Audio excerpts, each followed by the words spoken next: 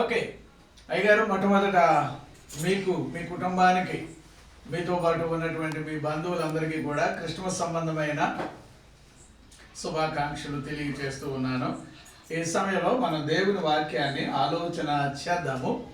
Christmas అనే కార్యక్రమాన్ని జరుపుకోవచ్చు అంటారా అని అంటే చాలామంది ఏమనుకుంటున్నారు, ఎందుకు జరుపుకోవాలి అనుకుంటారు. ఏమండి, అదొక రకమైన ప్రజలు ఈ లోకంలో ఉన్నారు.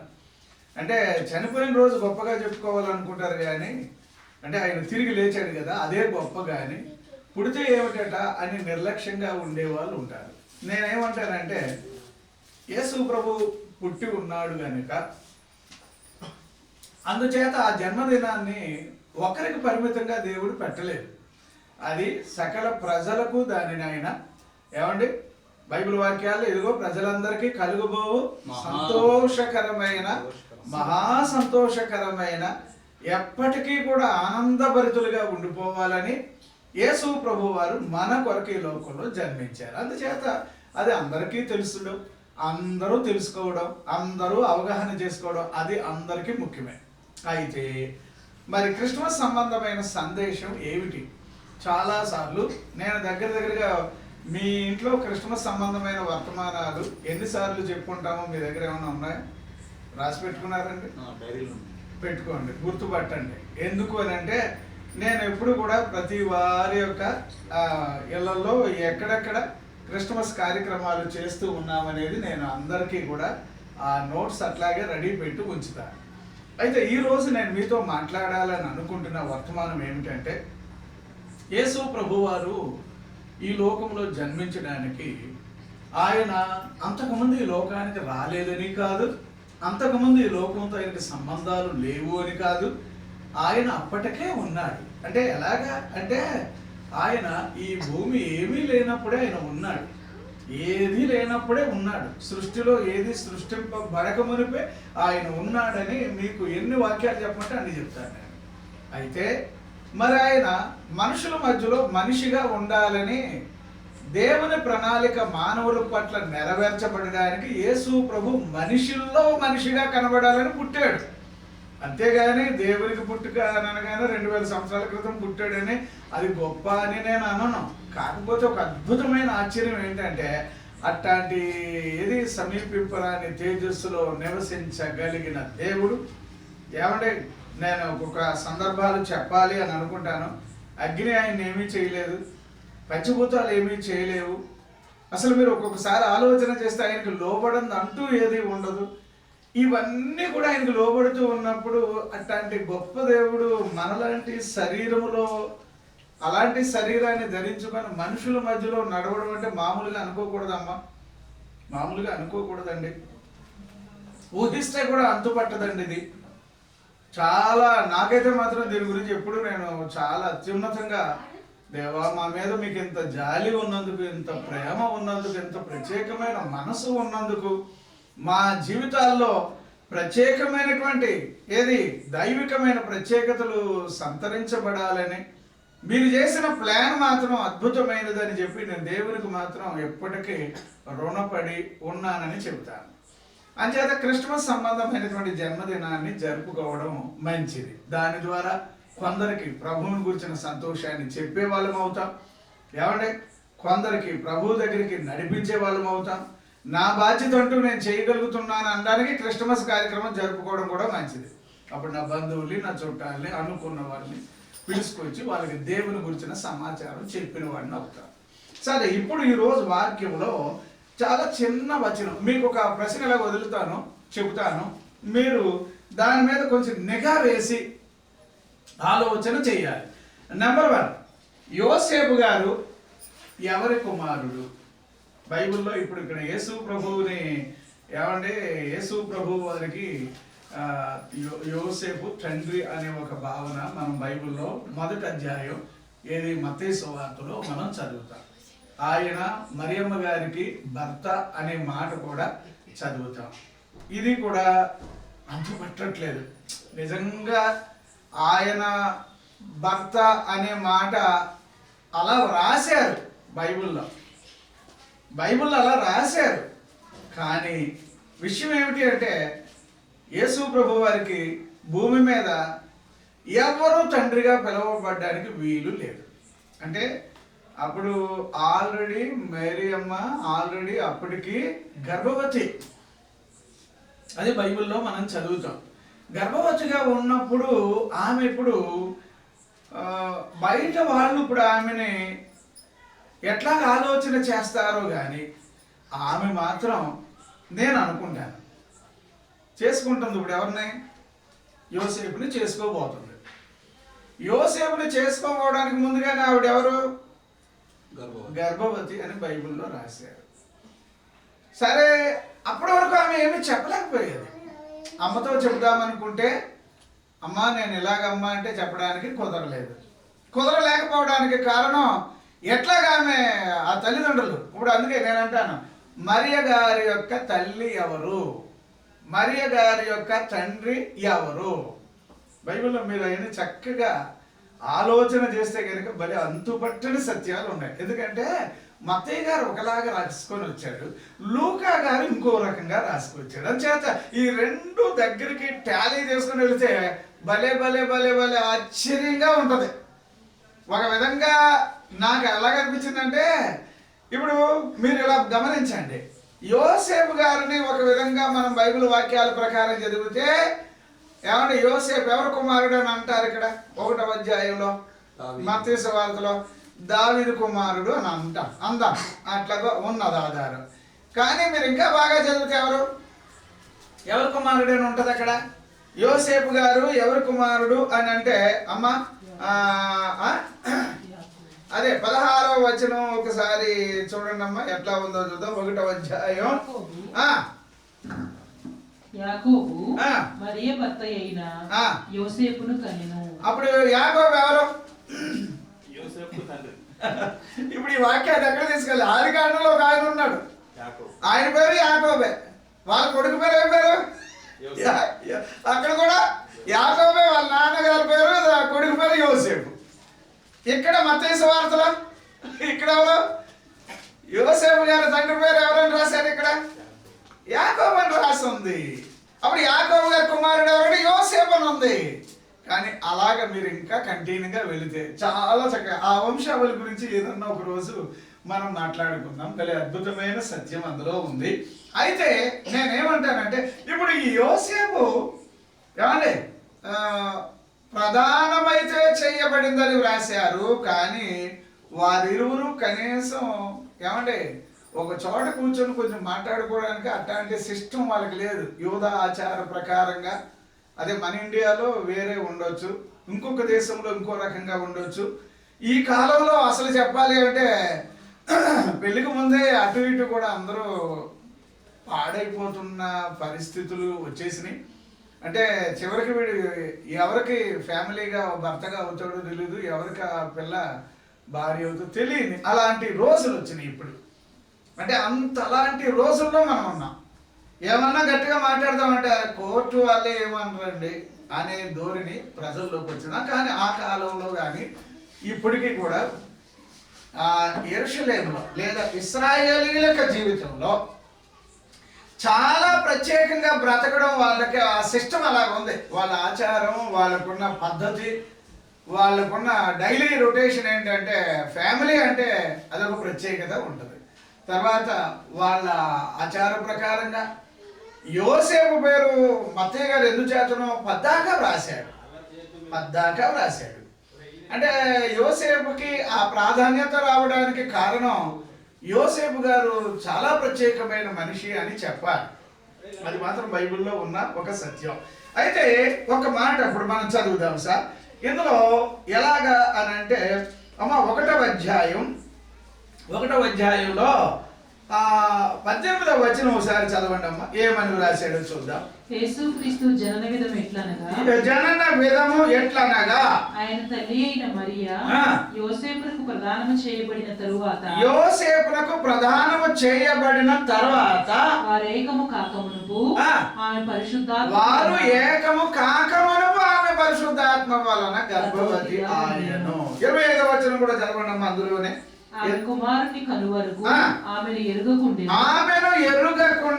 అతడు ఆ కుమారునికి యేసు అని పేరు పెట్టెను. అది ఇప్పుడు మనకు అర్థమైంది ఏమిటంటే, ఇప్పుడు ఈ యేసు ప్రభు యొక్క జన్మము అనే దాంట్లో యోసేపు పాత్ర ఏమీ లేదు, ఏం లేదు, ఏది చెప్పడానికి ఛానల్ లేదు. కానీ అక్కడ బైబిల్లో ఏం రాశాడో తెలుసా అండి?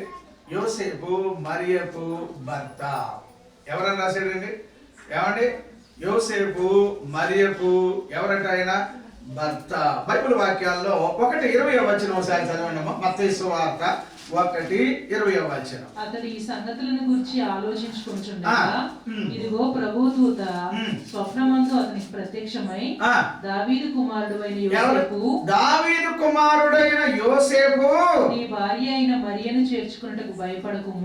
ఇప్పుడు ఎవరైపోయారు? ఇప్పుడు ఆమెను ఏమన్నా చెప్తున్నాడు? ఇప్పుడు నీ భార్య అయ్యా, నువ్వు ఆమెకు భర్తవయ్యా, అందుచేత ఇప్పుడు వినాలి. ఇప్పుడే వాక్యాన్ని మనం కొంచెం గమనించాల్సిన విషయం ఉంది. యోసేపు గారు నిజంగా చెప్పాలి అని అంటే, ఈ ప్రధానమైన తర్వాత నేను అనుకుంటున్నాను అది మీకు నచ్చితే స్వీకరించవచ్చు, లేకపోతే కాదు, తర్వాత పెళ్ళి అయి ఉండాలి, అంతే కదా మరి. లేదా భార్య భర్త అనే మాట అంత ఈజీగా యూదులు పిలుచుకోలేరు. అలాగా ప్రదానం చేయబడింది నిజమనేది ఒక ఆధారం ఉంది. ఆ తర్వాత వాళ్ళిరువురు కూడా భార్యాభర్తలుగా పెళ్లి చేసుకున్న సందర్భం ఉండాలి.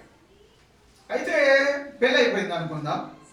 అయిన తర్వాత భార్య భర్త, అదే మన ఇండియన్ స్టైల్ లాగా మన పిల్లలకి మనం పెళ్లి చేసినప్పుడు వాళ్ళని చక్కగా ఉండాలమ్మా ఈ రోజు నుంచి అని ఏదో ఆవిడికి చెప్పేది ఆవిడికి చెప్పి, అతనికి చెప్పేది అతనికి చెప్పి, ఏమో మొత్తానికి ఇట్లాంటిది ఒకటి జరగాలి. అలాంటి సమయంలో యోసేపు గారికి ఒక విషయం తెలిసింది. ఏంటంటే అప్పుడు నోరు విప్పి చెప్పు ఉండాలి. ఏమని? ఏం సార్, చెప్పడానికి చాలా ఫీల్ అవుతున్నట్టుగా నేను, అంటే ఆమె ఏదో గొప్పగా ఆయన్ని ఏదో నివారించడానికి చెప్తున్నట్టు కాదు, లేకపోతే చాలా పెద్ద స్టైల్ కొట్టినట్టు కాదు. అక్కడ ఆమె కూడా చాలా లోపల ఏం చేసి ఉండాలి? నేను పెళ్లి చేసుకుంటున్నాను కానీ ఆల్రెడీ నేను గర్భవతిని, ఈయనకి నేను చెబితే మరి ఎట్లా ఇది? ఆ విధంగా ఏమండి పెళ్ళి అయిపోయింది. అయిన తర్వాత ఆమె దగ్గరికి ఇతను వెళ్ళాలన్నా, ఇతను దగ్గరికి ఆవిడ రావాలన్నా, ఇద్దరికి మధ్యన సంబంధం లేకుండా ఏమండి బైబిల్ గ్రంథం ఆధారపూర్వకంగా చెబుతా ఉంది. అప్పుడు వాళ్ళిరువురు ఒకటి కాకముందు అప్పుడు ఆయనకి చెప్పుండాలి. ఏమని? ఇగో మీకు ఒక్కరికి చెప్తున్నాను, ఈ విషయం మా అమ్మకి తెలియదు, మా నాన్నగారికి తెలియదు, మీకు ఒక్కడికి చెప్తున్నా. ఎందుకు అంటే నువ్వు కూడా బాగా ఆలోచన చేయండి. ఇది దేవుని వలన జరిగిన కార్యం. నా వ్యక్తిగత జీవితంలో నేను ఈరోజు గర్భవతిని అని అనడానికి ఒక విషయం చెప్తున్నాను. మన చుట్టాలు ఉన్నారు చూడండి, అది ఆవిడ పేరు ఎలిజబెత్. ఆమె గర్భవతి అని అంటే అది నమ్మడానికి కష్టమే కదా మీకు.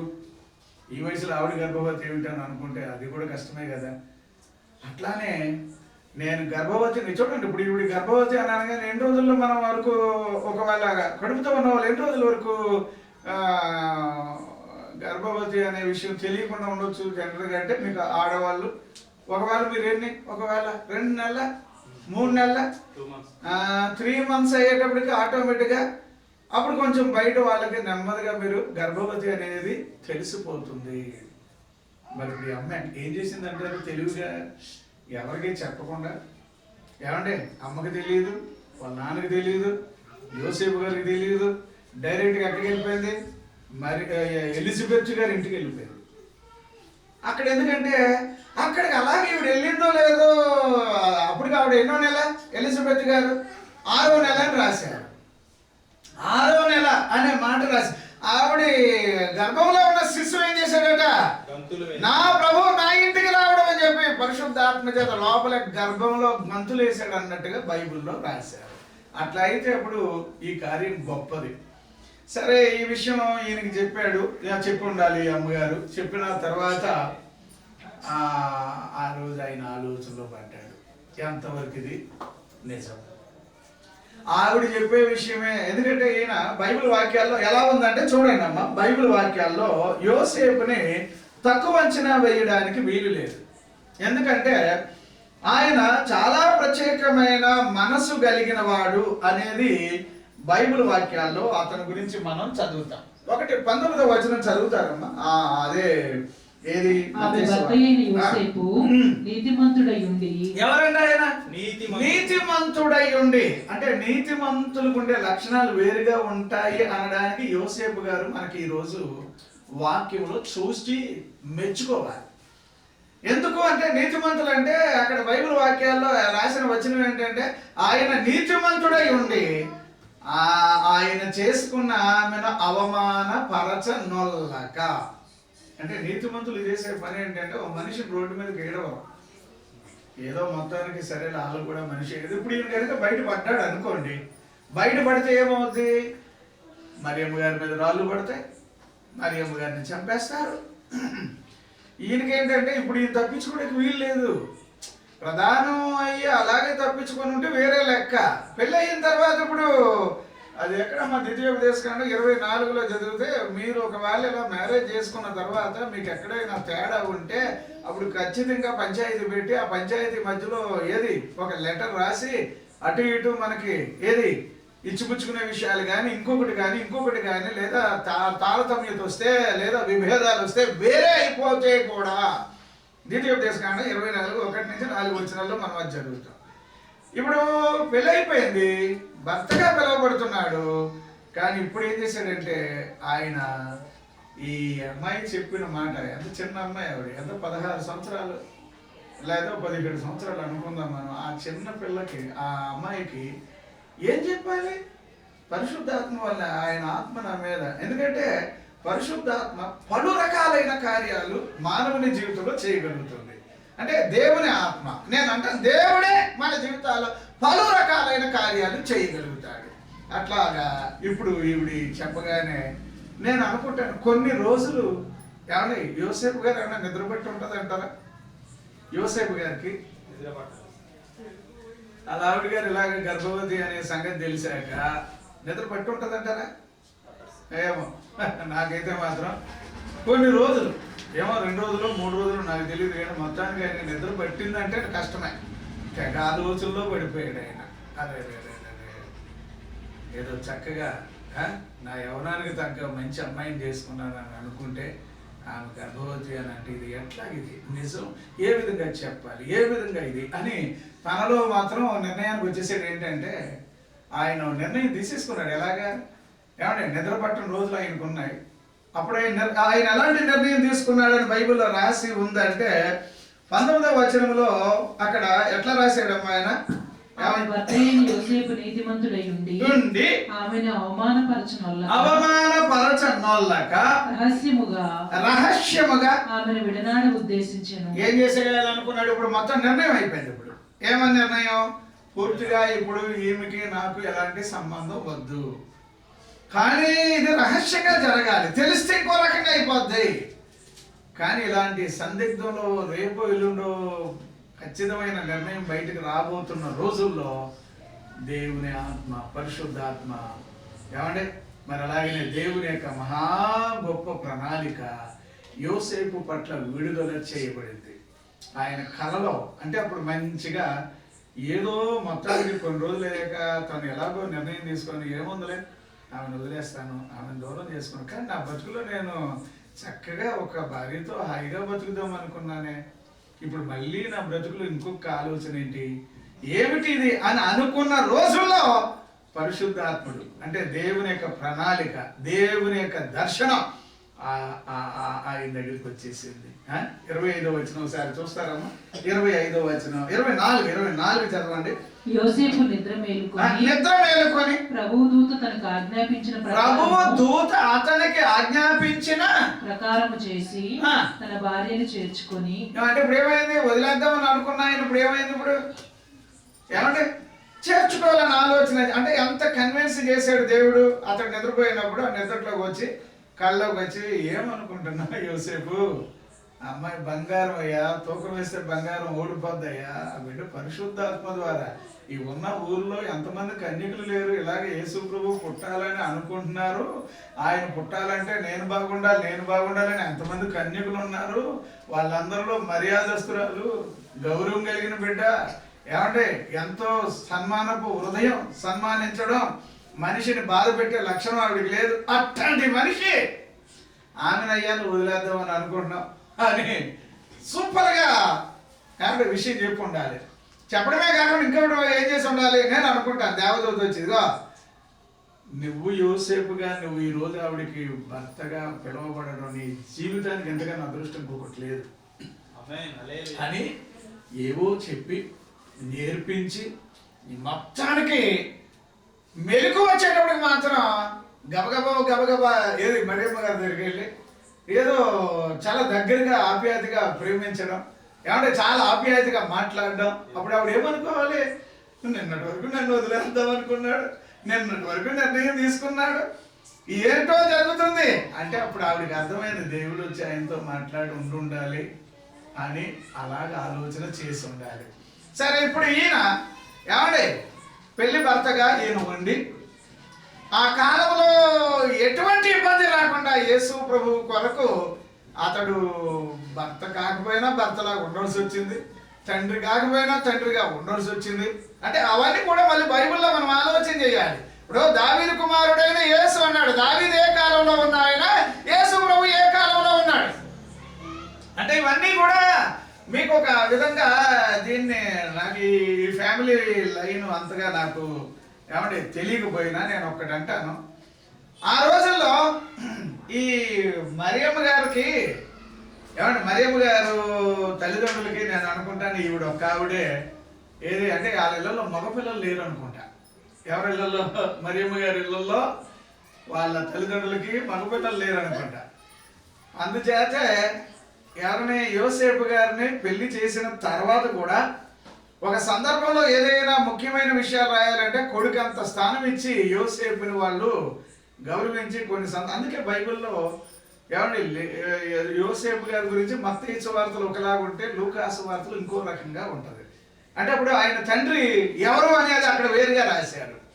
అప్పుడు దీన్ని బట్టి మీకు అర్థమైతే అంటే యోసేపు గారి యొక్క లైఫ్ స్టైల్లో యోసేపు కూడా చాలా ఖరీదైన మనిషి, చాలా మంచి మనిషి, చాలా ఖచ్చితంగా ఉంటాడని దేవుడు గుర్తించి అతన్ని ఎన్నుకోవడం జరిగింది. అందుచేత వాళ్ళిరువురు కూడా ఇప్పుడు యోసేపు గారి గురించి మనం రెండు పాయింట్లు. ఒకటి ఏంటంటే ఆయన ఎట్లాంటి వాడు అని అనడానికి దేవుని వాక్యాన్ని పాటించే మనిషి అండి. కృత నిబంధనకు వచ్చాం కాబట్టి చెప్తున్నాను, ఓల్డ్ టెస్టిమెంట్లో ఉన్న సిస్టాన్ని ఏమంటే ఆయన దేవుని వాక్యాన్ని పాటించే మనిషి.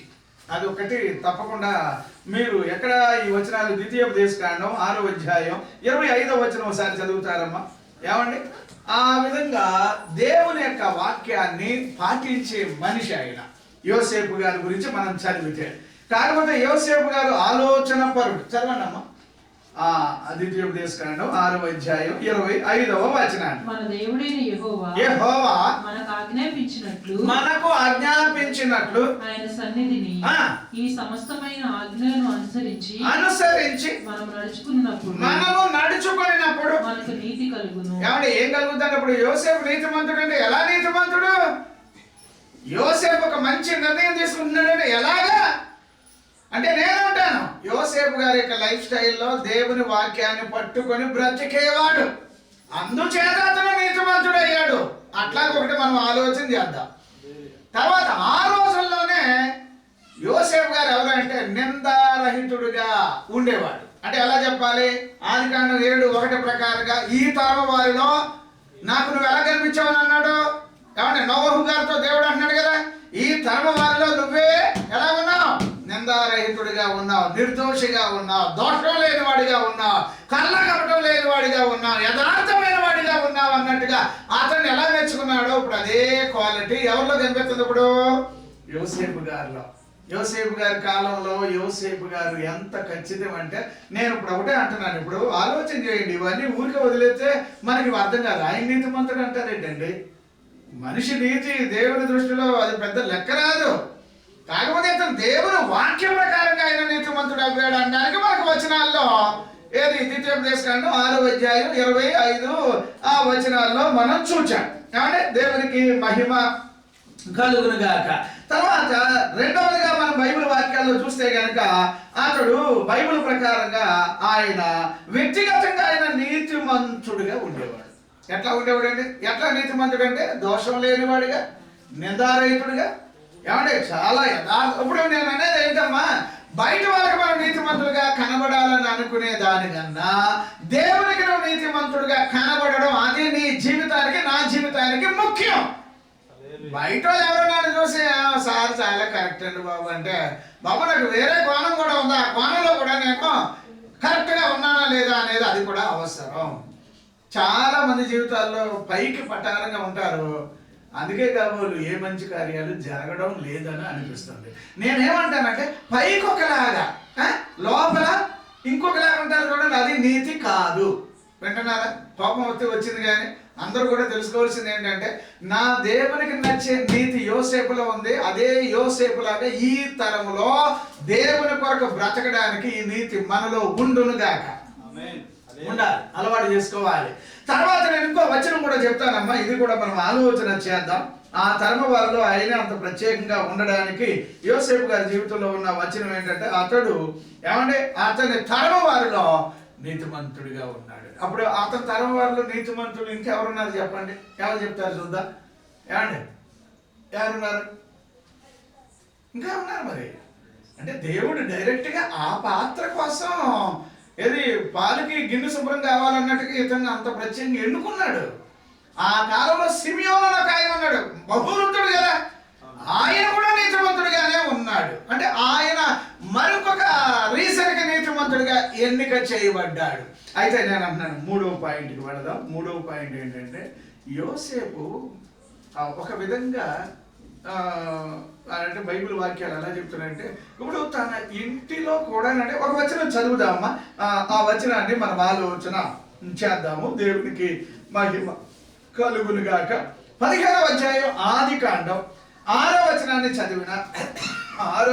చదివిన ఏమంటే రోమాపత్రిక 4:3వ వచనం చదివిన, యాకోబు పత్రిక 2:23వ వచనాన్ని మనం చదివిన, వీటిలో మనకు తెలిసేది 29 అమ్మా యాకోబు పత్రిక వయసులో. ఇప్పుడు అందులో మనకి ఏంటంటే, అబ్రహాము దేవుని నమ్మాను, అది అతనికి నీతిగా ఎంచబడెను. ఇప్పుడు యోసేపు గారు దేవుడు నమ్మాడంటారా కాదంటారా? యోసేపు గారు నీతిమంతుడిగా ఉన్నాడంటారా లేదా? నిందారహితుడిగా ఉన్నాడంటారా లేదా? యోసేపు గారు నేను అనుకుంటున్నా ఈ వాక్య ప్రకారంగా దేవుని యొక్క ఆజ్ఞలను పాటించేవాడా కాదంటే అవును, ఆయన పాటించేవాడు. అవును, ఆయన నిందారహితుడిగా ఉండేవాడు. అవును, ఆయన దేవుని నమ్మిన మనిషి అన్నట్టుగా మనము వాక్యాలలో చూడగలుగుతాం. అంటే పూర్వీకులు ఇలా ఉన్నారని ఆయన ఇది ఇట్లాంటి వాటిల్లో ఆయన చాలా ఏమంటే ప్రభుకి అంగీకారమైన పాత్రగా తాను ఉన్నాడని నేను అనుకుంటాను. ఒక వచనాన్ని చదువుదామా, యోబు గ్రంథం 8:6 వచనం ఒకసారి చదువుతారండి. దేవునికి మహిమ కలుగును గాక. యోబు గ్రంథం 8:6 వచనం.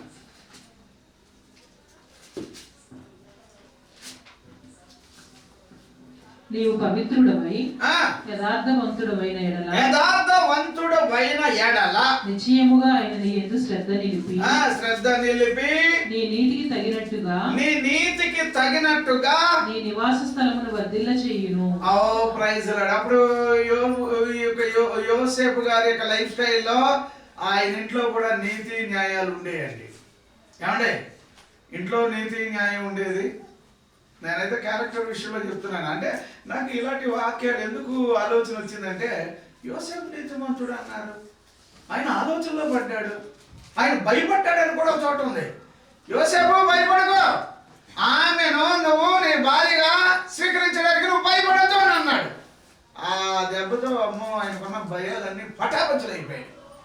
ఏమంటే అందుచేత నేనేమంటున్నానంటే, యోసేపు గారి యొక్క లైఫ్ స్టైల్లో చాలా ప్రత్యేకతలు ఉన్నాయి. అమ్మ ఇప్పుడు నీతి అనేది ఇంట్లో కూడా ఉండాలమ్మా. నీతి అనేది ఎక్కడ ఉండాలి చెప్పండి, మీరు కూడా చెప్పండి.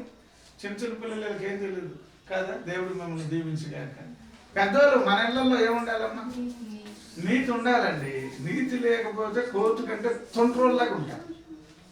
నీతి లేనోళ్ళు ఒక్క పాపాత్ముడు అనేకమైన మంచి పనులు పని చేసేస్తాడట. ప్రసంగి గ్రంథంలో అవే చదువుతాం. నేనేమంటున్నానంటే ఎంతవరకు యోసేపు గారి యొక్క లైఫ్ స్టైల్లో చూస్తే కనుక బైబిల్ గ్రంథాన్ని పాటించి బ్రతికిన మనిషి అని నేను అంటాను. ఏమంటే అది ఆయనలో ఉన్న ఒక ప్రత్యేకత. ఆ తరమ వారిలోనే నీతిమంతుడిగా ఉన్నాడు అనడానికి ఇంకొక ఆధారాన్ని నేను చెప్పాను. అతను మనస్ఫూర్తిగా దేవుడిని నమ్మాడండి. నమ్మి ఈ వాక్య ప్రకారంగా ఆయన జీవితం ఉండేది.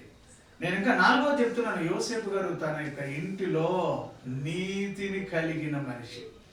ఈ నీతి అనేది మీకు ఎలా చెప్తే బాగుంటుందంటే రోమాపత్రిక 6వ అధ్యాయం 13వ వచనం ఒకసారి చదువుతారమ్మా. రోమాపత్రిక 6వ అధ్యాయం 13వ వచనాన్ని ఒకసారి మనం చదువుదాం. అది ఎట్లా ఉందో. అమ్మా, మీ అవయవములను దుర్నీతి సాధనములుగా పాపమునకు అప్పగించొద్దు. మృతులలో నుండి ఇక్కడ చూడండి, అక్కడ ఏమని అంటున్నాడు ఇప్పుడు. ఏమండి, మనం వాక్యంలో చదివితే మీ అవయవములను దేనికి సాధనాలు కాకూడదట? దుర్నీతికి సాధనాలు కాకూడదు. పాపమునకు అప్పగింపకుడి. అయితే మృతులలో నుండి సజీవులం అనుకుని మిమ్మల్ని మీరే దేవునికి అప్పగించుకుని దేవునికి అప్పగించుకుని మీ అవయవములను నీతి సాధనములుగా. ఏ సాధనాలు అవ్వాలి మీకు ఇప్పుడు అర్థమవుతుందండి. ఈ చేతులు ఉన్నాయి సార్, అమ్మా చేతులు ఉన్నాయి. ఎంతసేపు అంటే కొట్టేసుకోవడం. నోరు ఉంది కదా అని చెప్పి ఎంతసేపు అండి. ఇప్పుడు ఫర్ ఎగ్జాంపుల్గా నోరు ఉంది కదా అని చెప్పేసి ఊరి మీద పడిపోవట్లేదమ్మా. బయట కొంతమంది అలాగే పుట్టారు పాపం, చచ్చిపోయే వరకు గొడవలు పెట్టుకునే పోతారు వాళ్ళు. అదేం దరిద్రపు జీవితమో కానీ తెల్లారైతే ఇంటి ఆయనతో గొడవ తగాదా. ఏమిటి అంటే మా ఇంట్లో కుంపటి ఇప్పుడే రాజు చేసేవండి, మరి సాయంత్రం వరకు మండుతూ ఉంటుందండి, మేము ఇలాగే కొట్టుకుంటామండి, ఇట్లానే తిట్టుకుంటామండి. చచ్చి అట్లా బైబిల్ ఒప్పుకోవట్లేదు. యోసేపు అంటే అర్థం ఏమిటి? మనం ఆలోచన చేయాలి. యోసేపు గారి లైఫ్ స్టైల్ ఏంటి? ఆయన క్యారెక్టర్ వేస్లో నీచమంతుడు అని నేను అంటాను, అంతే. అది ఇప్పుడు ఈ విషయంలో మన ప్రవర్తన సరిలేనప్పుడు ఏమంటే ఒక ముఖం చూడగలుగుతామమ్మా, తిట్టేసుకుంటున్నాం. ఇలా చూడగలుగుతాం, ఇలా కళ్ళెట్టి ఇలా చూడగలుగుతామా?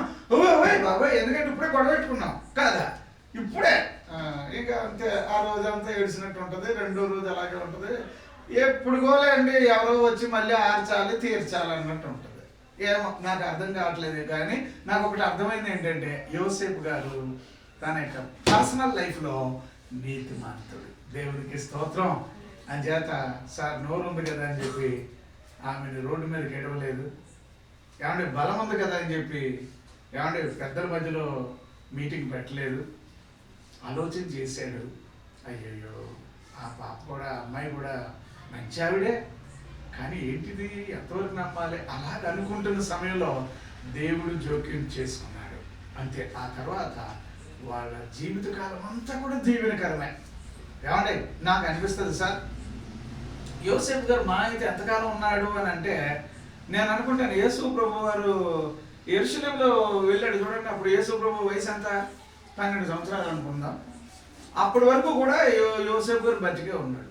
ఆ తర్వాత యోసేపు గారు కాలం చేసి వెళ్ళిపోయాడు దేవుని దగ్గరికి అని నేను అనుకుంటాను. అలా లేకపోతే ఇంకొక 5-6 సంవత్సరాలు బతికుండొచ్చేమో. కాకపోతే నాకు ఒకటి ఆలోచన కావాల్సింది ఏంటంటే, అమ్మ యోసేపులకు నువ్వు నీతిమంతుడిగా ఉండగలుగుతారా? అలా అయితే మన ఇళ్లలో ఇప్పుడు నోరు జాగ్రత్తగా పెట్టుకోవాలి. నీతిమంతులు అయితే ఏమంటే నోరు ఏం చేయాలి చెప్పండి అమ్మా. వాక్యం సరదాగా చెప్పుకుంటున్నాం మరి దేవుని వాక్యాలు మన జీవితాల్లో. అమ్మ గొడవలు నీ వల్లే వస్తే కనుక ఇల్లంతా గుళ్ళైపోతుందమ్మా. చాలా బాధ వచ్చేస్తుంది. మగ మనిషికి ఇల్లు వాడికి ఇంపార్టెంట్. మగ మనిషికి ఏదమ్మా ఇల్లు అతనికి ఇంపార్టెంట్. ఎంత కష్టమన్నారు చేయని ఇంటికి వచ్చి కొంచెం తల వాల్చి హాయిగా ఉండాలనుకుంటాడు మగ మనిషి. మీకేమనిపిస్తుంది? మా ఆయన ఎప్పుడు వస్తాడో అప్పుడు ఏమండి అదే మీకు సంతోషం. రెండవది మీరు అలాగే ఆయనతో పాటు అక్కడక్కడ తిరుగుతారు చూడండి, ఏ చందన బ్రదరో బొమ్మనకో షాపులకో వెళితే అదే మీకు సంతోషం. ఇది లైఫ్ అంతే. కానీ అమ్మ పిల్ల పాపలతో సరదాగా కుటుంబం ఉండాలంటే నోరు జాగ్రత్తగా ఉండాలి. నీతి లేనోళ్ళు ఇష్టం వచ్చినట్టుగా ప్రవర్తిస్తారు. నాకు అందుకేనండి యోసేపు గారి లైఫ్ స్టైల్ అలాగా గమనించాను. ఆయన నీతిమంతుడు ప్రవర్తనలో. ఏమంటే ఆయన నీతిమంతుడు. ఏమండి నోరు జాగ్రత్తగా పెట్టుకునేవాడు. ఏమంటే అనుకుంటే ఈరోజు ఆయన చేతులు కొంచెం ఎలాగా పరువు తీయాలంటే 10 నిమిషాలు పట్టదు ఆయనకి. కానీ దేవుని మనిషిగా సరే అయ్యా మీరే వచ్చి ఈ విషయాన్ని నాకు చెప్పిన తర్వాత నేను కొంచెం కూడా ఇంచు కూడా జవదాటను అంత ఖచ్చితంగా ఉన్నాడు. ఉండి ఆయన దేవుని తరపున నేను అనుకుంటాను సార్ ఎంత అద్భుతమైన పాత్ర దేవుడు అతనికి ఇచ్చాడు. ఆలోచన చేయడం. యోసేపు నీతిమంతుడు.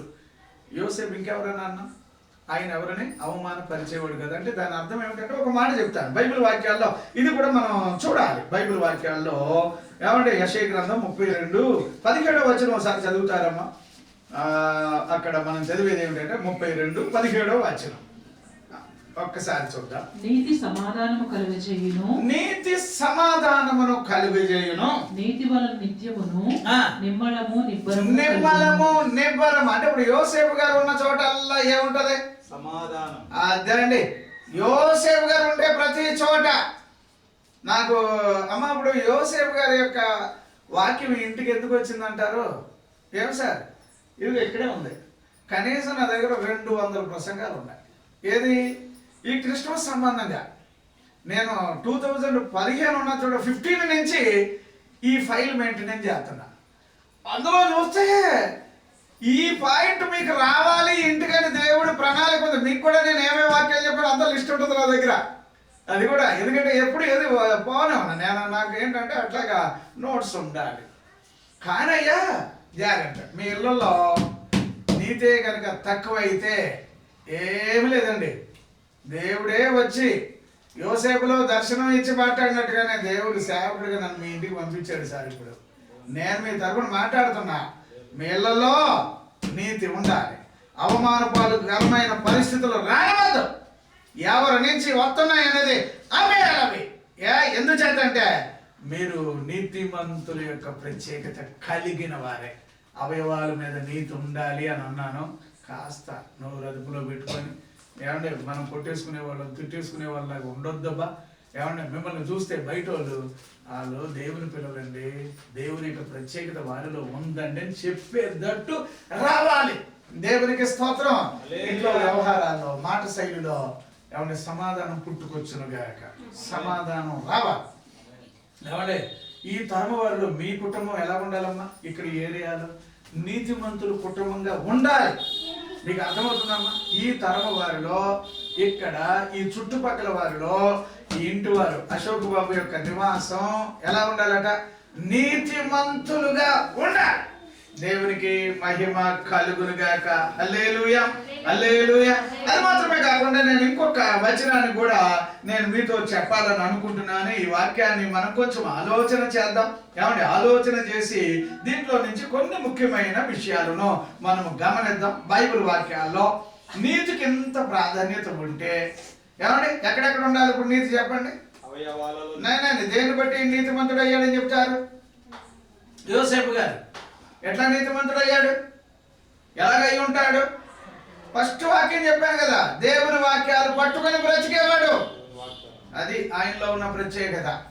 అది ఎక్కడ? ద్వితీయోపదేశకాండం 6:25 వచనాన్ని బట్టి మనము ఆలోచన చేయాలి. లేకపోతే ఆయనకు అంత నీతి ఎలా వస్తుంది? వాక్యాన్ని పట్టుకొని బతికేవాడు, గొడవలకు వెళ్ళేవాడు కాదు. ఇప్పుడు నిజంగా ఇప్పుడు పంచాయతీ పెట్టే పరిస్థితి వచ్చినా కూడా అక్కడ కూడా ఏం చేశాడంటే ఆమెనే కాపాడాడు, అపాయం రానివ్వలేదు. ఏమంటే చక్కగా అందుచేతే పద్దాక ప్రతి విషయంలో ఈ మత్తయి వార్తలోనే యోసేపుతో దేవుడు ఎలా వచ్చి మాట్లాడే విషయాలు చెబుతూ వచ్చాడు. లూకాసు వార్తలో విషయాలు ఉండవు. అందుకే నేను అంటున్నా సార్, ఆయన ఈ భూమి మీద బ్రతుకుతూ ఉండగా నిందారహితుడిగా బ్రతికాడు సార్. యోసేపు వాళ్ళు ఎప్పుడైనా ఏదన్నా ఒక్క గొడవ ఉన్నట్టు ఉందండి బైబిల్లో? మీరు చూపించండి సార్. అతను నీతిమంతుడు. అవమానపరచడం అతనికి ఇష్టం కాదు. మనం తెలుసుకోకుండా ఒకరొకరు మనం ఏం చేస్తున్నాం? అవమానపాలకు వెళుతున్నామేమో, జాగ్రత్త పడాలి. దేవునికి స్తోత్రం. తర్వాత ఇంకొకటి ఏమిటి అని అంటే అతడు దేవుని నమ్మినవాడు. అందుకే దేవుడు ఆయన దగ్గర రాగానే ఏమంటే యోసేపు ఏమనుకున్నా ఈ ఊర్లో నిన్ను ఎన్నుకోవడం దేవాది దేవునికి అంత ఇష్టమైందయ్యా. నీలో చాలా ప్రత్యేకతలు ఆయన చూశాడు. నువ్వు చేసుకున్న అమ్మాయి కూడా మామూలు ఆవిడ కాదు నాన్న, ఆమె చాలా ప్రత్యేకమైన బిడ్డ నాన్న. ఆమె గర్భవతి అంటే ఇదిగో ఇదిగో ఆ పుట్టే బాబుకి చూసారా. ఇప్పుడు ఈ యోసేపు గారికి ఏమంటే ఆవిడ గర్భవతి అంటే ఏమంటే ఏమైనా ఆలోచనలో ఉండాలి, ఆడపిల్లో మగపిల్లో ఏదంటే ఈ క్లియర్గా చెప్పేశాడు దేవుడు వచ్చి, దేవుని దూత వచ్చి మగపిల్లోడు పుట్టబోతున్నాడు, ఆ బిడ్డకి నువ్వే పేరు పెట్టబోతున్నావు అనగానే అయ్యబాబు అంత ఆశ్చర్యం వచ్చేసింది ఆయనకి. అందులో ఈ బైబిల్ ప్రకారంగా యూదులకి మగపిల్లలు అంటే ఏమంటే చాలా ప్రత్యేకం అనుకుంటా. నాకు అక్కడ అనిపించింది, ఎక్కడ అన్న అడుగుతుంది కదా, ఏమని అడిగింది, అయ్యా నాకు ఒక మగబిడ్డని ఈ రూతు గ్రంథంలో మనం చదువుతాం కదా సార్. ఇట్లాగ మీరు బైబిల్లో చూడండి, ఏంటో దేవుడే వాళ్ళకి అలా నేర్పాడా. అబ్రహాం గారి దగ్గర వచ్చి నీకు కొడుకు పుడతాడయ్యా అన్నాడు. ఆశ్చర్యం. ఏమంటే అక్కడ మన అలాగే బైబిల్లో కొన్ని సందర్భాలు ఉన్నాయి, అంటే మనం ఆలోచన చేయడానికి. మన దగ్గరికి వచ్చాడు, నీకు కొడుకు పుడతాడు అన్నాడు. ఎలిజబెత్ గారి దగ్గరికి వాళ్ళ ఫ్యామిలీ దగ్గరికి వచ్చి నీకు కొడుకు పుడతాడు అన్నాడు. ఇదంతా కూడా ఆలోచన చేస్తే అవును ఇప్పుడున్న లేడీస్ కూడా ఏమంటే వాళ్ళు ఏమని అడుగుతారు, దేవుడా మాకు కొడుకుని బాబు. ఇటు కొడుకే మరి కూతురు వద్దా? కూతురు ఉండాలి, కొడుకు ఉండాలి. కానీ దేవుని ప్రణాళికలు ఇక్కడ మాత్రం ఏమంటే దేవుని ఉద్దేశం యోసేపు గారికి చెప్పగానే ఏమంటే కొడుకు పుడతాడయ్యా, ఆ కొడుకుకి నువ్వే ఏమంటే యేసు అని పేరు పెడతావు అనేసి చెప్పేసి వెళ్ళాడు. నేను ఇప్పుడు ఇలాగ అడుగుతున్నా, ఏమంటే ఈయన లైఫ్ స్టైల్లో ఎవరికి హాని చేసేవాడు కాదు కాబట్టి ఆయన గురించి తన అవయవాల మీద దేవుని నీతి ఉండేది. దేవునికి స్తోత్రం. ఈరోజు మన జీవితాల్లో కొంతవరకు నీతిమంతులుగా ఉండొచ్చు, ఇంకా కొంతవరకు ఒకవేళ నీతిమంతులుగా ఉన్నట్టు ఉండొచ్చు, మళ్ళీ కొంత దూరం వెళ్ళేటప్పటికి ఉండలేకపోతున్నాను, నేను అంత కంట్రోల్ చేయలేకపోతున్నాను నా బతుకులో, లోకంలో అందరూ ఒకలాగా ఉన్నప్పుడు నేను కూడా అలాగే అన్నట్టుగా వెళ్ళిపోయే వాళ్ళు ఉంటారు. కానీ అమ్మ యాకోబు పత్రిక 1వ అధ్యాయం 20వ వచనాన్ని ఒకసారి చదువుతారమ్మా. యాకోబు పత్రిక 1వ అధ్యాయం 20వ వచనాన్ని చదువుదాం. దేవునికి మహిమ కలుగును గాక.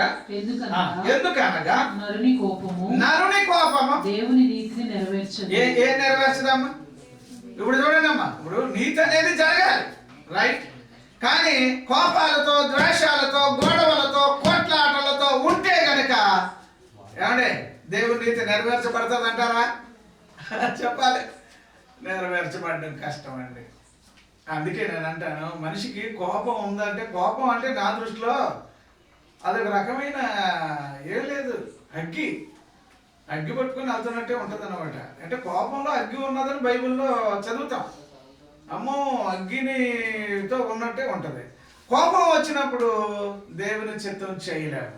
కోపంతో ఉంటున్నప్పుడు దేవుని యొక్క ఉద్దేశాలు నెరవేర్చలేం. అప్పుడు యోసేపు గారిలో కోపం ఉందంటారా? లేకపోతే దేవుని యొక్క ప్రణాళిక ప్రకారంగా నీతిని కలిగి ఉండేవాడా అని అంటే ఆయన నీతినే కలిగి ఉండేవాడు. దేవుని యొక్క నీతిని నెరవేర్చాలంటే కోపం లేని వాళ్ళలాగా ఉండాలి. సరే, మీలో ఎంతమంది కోపం కలిగిన వాళ్ళు ఉన్నారు? కోపం వద్దంటే కోపానికి ఈ పడేసుకుంటున్నాం, గిన్నెలు మెడిసిన్ కోపం వచ్చినప్పుడు ఏదేమైపోతుందో తెలియట్లేదు, చాలా కష్టం. నేను కూడా ఏమంటానంటే కోపం వచ్చినప్పుడు మనం బైబిల్లో రాసిన మాట ప్రకారంగా అయ్యా మూతికి చిక్కం ఎలా పెట్టుకోవాలో కోపం కూడా అలాంటి సిచ్యువేషన్లో పడకుండా నన్ను కాపాడుకుని ఆయన అడగడమే బెటర్. కోపం వచ్చి ఏం చేస్తామో తెలియదు. మన పిల్లల్ని ఎలా కొట్టాలని కొడతాం, ఒకసారి వాళ్ళకి వెంటనే దెబ్బ తగిలేసి గట్టిగా ఇదైపోతున్నారు. కోపం వాళ్ళ ఇంట్లో సమాధానంగా ఉండలేకపోతున్నారు. నెలలు తరబడి గొడవలు. అయ్యో ఈ కోపం పోవాలి. నేను ఒకసారి చిన్న ఆర్టికల్ చదివాను, ఈనాడు వాళ్ళు ప్రింట్ చేసిన పేపర్లో. కోపం లేని వాళ్ళు ఎక్కడున్నారు అని చెప్పి ఏమంటే రాజుగారు వెతుకుతున్నాడట. కోపం లేని వాళ్ళు ఎక్కడున్నారు అని అంటే ఆ రాజుగారు కొడుకు అన్నారట, మరీ విచిత్రంగా, డాడీ కోపం లేని వాళ్ళు అంటూ ఉంటారంటే అందరికీ కోపం ఉంటుంది, కోపం ఉంటుంది డాడీ అని అంటే, లేదురా కోపం లేని వాళ్ళు కూడా ఉంటారా, కోపం ఉన్నా కూడా దాన్ని ప్రదర్శన చేయకుండా ఉండేవాళ్ళు ఉంటారా అంటే, అలాగైతే నేను ఎత్తుక్కొస్తాను అన్నదట. అంటే ఈయన ఉద్దేశం ఏంటి? తిరిగి త్వరగా వచ్చేసి డాడీ నేను అంతా వెతికాను, అందరికీ కోపం ఉంది, కోపం లేనివాడు ఒక్కడో లేడని చెబుదామని ఆడనుకుంటున్నాడు. ఎవరు? రాజుగారి కొడుకు. తీరా వెళ్ళి వెతికితే కొన్ని ఊర్లు దాటాడు, కొన్ని ప్రాంతాలు దాటారు. తర్వాత ఎక్కడో కొండ మీద అలా కిందకి దిగుతుంటే అక్కడ ఈ గొర్రెలు కాసేవాళ్ళు ఎవరో కనిపించి ఏంటంటే మీరు అందరూ ఎక్కడికి వెళ్తున్నారండి అని అడిగారట. అడిగితే అప్పుడు వాళ్ళు చెప్పారట, ఒరే బాబు కోపం లేని వాళ్ళు ఈ ఏరియాలో ఉన్నారా, ఈ ఊర్లో ఉన్నారా అని అడిగారట. ఉన్నారండి అన్నాడట. ఏంటి కోపం లేని వాళ్ళు ఉన్నారా అంటే ఉన్నారండి అన్నారట. ఎక్కడ అంటే అదిగో ఆ మర్రి చెట్టు దగ్గర ఒకడు ఉన్నాడు, వాడికి అసలు కోపమే ఉండదు అన్నారట.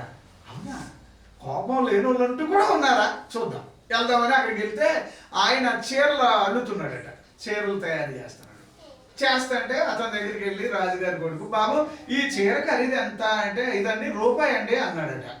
రూపాయి చీర, ఓకే రూపాయా అని అప్పుడు ఆ చీరని ఏమండి 2 ముక్కలు చేసేసి నాకు రూపాయి చీర వద్దు, ₹1/2 చీర కావాలన్నాడట. ఆ చీర అల్లినోడు అన్నాడట, ₹1/2 చీర కావాలి, సరే అది తీసుకొని ₹1 అక్కడ పెట్టి వెళ్ళండి అన్నాడట. వీడికి అసలు కోపం రావట్లేదు, నేను ₹1 చీర తీసుకెళ్తే మిగిలింది ఎవడో కొండ కదా, ఏంటి కోపం రావట్లేదు అని చెప్పి మళ్ళీ ₹1 చీరను తీసుకొని మళ్ళీ 2 ముక్కలు చేసి నాకు ₹1 చీర వద్దు, నాకు పావలా చీర కావాలన్నాడట. అవునా సార్, సరే సార్, పావలా అక్కడ పెట్టి ఆ చీర ముక్క తీసుకెళ్ళండి మరి అన్నాడట.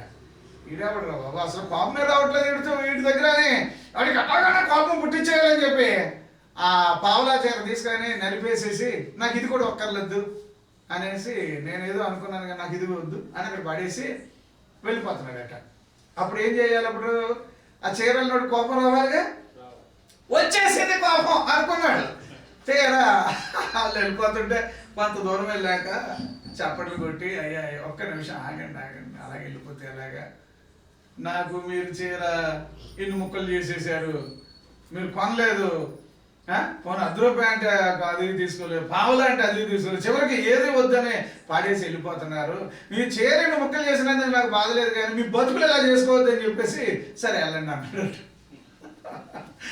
అనగానే ఇంకా రాజుగారి దగ్గరికి వెళ్ళి అన్నాడట, సార్ కోపం లేనివాడు ఒకడు ఉన్నాడు, నేను చూశాను, కోపం లేనివాళ్ళు కూడా ఉంటారు, బైబిల్ పట్టుకున్న వాళ్ళు కోపాన్ని ఆవేశాన్ని ఏమంటే మనలో కొన్ని రకాల దైవికమైన నీతి నెరవేర్చబడకపోవడానికి నా ఇంట్లో పిల్లల మధ్యలో నీతి ఉండాలి రావట్లే, భోజనాల దగ్గర నీతి ఉండట్లే రావట్లే, ప్రవర్తనలో మాట్లాడుకుంటాం కదా భార్యాభర్తలు పిల్లలు, కోపం వచ్చేస్తుంది రావట్లే, ఏంటో ఇవన్నీ లెక్కేస్తుంటే ఈ తరమ వారిలో మనం నీతిమంతులుగా ఉండడం పోయి తగాదాలకు కారణాలుగా మారుతున్నామేమో అని బైబిల్ వాక్యాల్లో మనం చూస్తున్నాం. చేత ఎవరి బైబిల్ను పాటిస్తారో వారి అవయవాల మీద దేవుని నీతి ఉండునుగాక, నా చూపుల మీద, నా నడవడిక, నా చేతుల మీద, నా దినచర్యల మీద దేవుని నీతి ఉండునుగాక. దేవుడి వాక్యాన్ని మన వినికిడిలో ఆశీర్వదించి దీవించి తన బిడ్డలకి ఆశీర్వాదకరంగా ఇది చేయునుగాక. ప్రార్థన చేసుకుందాం. చిన్న